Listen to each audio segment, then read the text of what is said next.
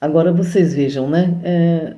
Eu, é muito complicado uma coisa que eu sempre tive, né? Eu vim descobrir essa questão do meu pai ter querido é, me tomar da minha mãe numa possível ameaça dela de separação.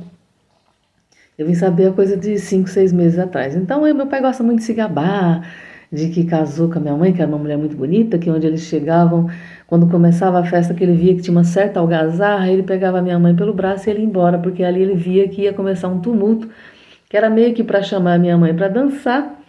E se a minha mãe se recusasse, ou se meu pai se metesse a besta, iria morrer ali, porque os fazendeiros não iam permitir que meu pai saísse vivo, né?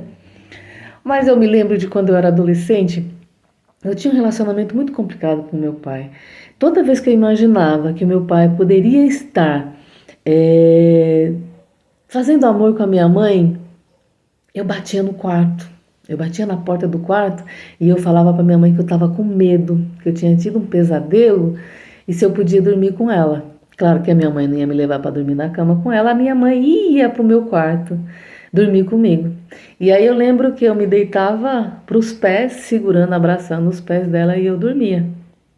O meu pai sempre foi mais feminista do que a minha mãe. O meu pai sempre foi mais protetor das mulheres do que a minha mãe. A minha mãe sempre foi mais machista. Eu tenho muitos irmãos homens e somos em três, eu e mais duas irmãs. E a minha mãe sempre teve atitudes mais machistas, né? Mas eu sempre protegia mais a minha mãe.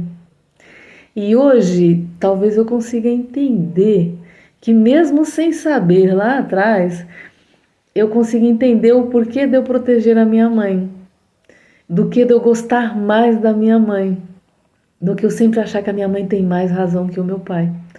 Porque o meu subconsciente entendeu que o meu pai tentou me tirar dela.